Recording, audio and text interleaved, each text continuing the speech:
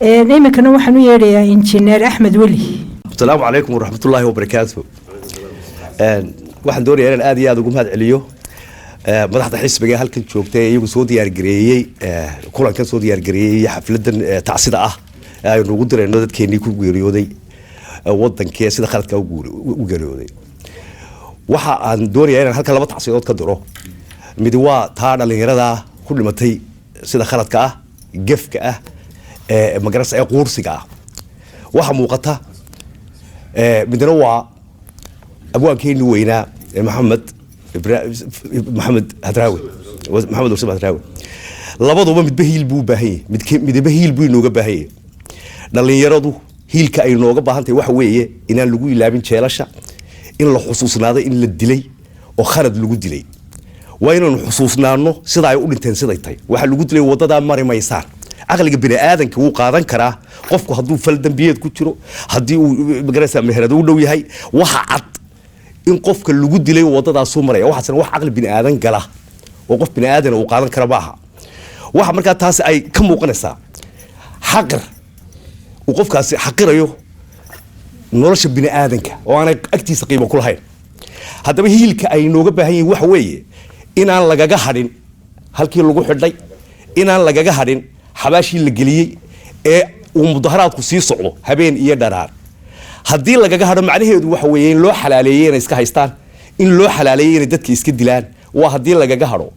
hiilkoodu waa ka haddii lagaga hadho waxay noqonaysaa wacd fur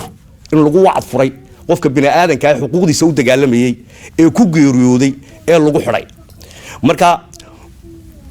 maxaa la oran jiray maxaa la dhahdaa maaragtay hiilkooda ugu weyni waa in la wado mudaharaadadii habeen iyo dharaar taas waa ta kale maxamed ibraahim hadraawi isagana hiilkiisu wuxuu noqonayaa in aynu xusno wuxuu la soo dagaalamay xukuumadda qalata ah oo tan oo kala ah waayahan oo kala uu soo maray waqtigan oo kala uu soo maray waqti caruurta la laayo xabad la dhaca uu soo maray waa inaynu isaga hiilkiisu wuxuu noqonayaa inaynu maansooyinkiisii xusno waxaana jeclaan lahaa anigu inkastoo maansooyinka kor ka qaban inaan halkan ka akhriyo maansooyinkiisii waqtiyada noocan oo kala ah iyo waayaha noocan oo kale uu soo maray iyo maansooyinku ka tiriyay waa xus waayo isaga taasaa u xusa hadduu dhiigu daatiyo hadday xayri daxataba hadday guusha digatiyo hadday daahir rogataba hadday qaansa dabacdiyo haddii shish dalagantaba haddii dayl curatiyo hadday deera tabisaba adoo doola mooyee damcu waa halkiisii dabna waa dabkiisii macnaa dadku isma dhiibayo yani dagaalku wuu soconaya hubkina hubkii weeye bini aadankuna waa bini aadankii ujeedadii leeyna waa ujeedadii uun dusduskay ku dharagtee haddaan daal ku dheeraan gabal baas u damin nabad nin daleelsi lagu cunay haddaan guuta loo dirin dakharkiiba toban noqon nin kastoo duniga qaba haddaan daabcad lala dhicin jananada durduurta ah haddaan daadku soo qubin aqalada derbiga dheer haddaan daaqad laga gelin ninka dabinka boodka ah haddaan diirad lagu helin ninka dabinka boodka ah haddaan diirad lagu helin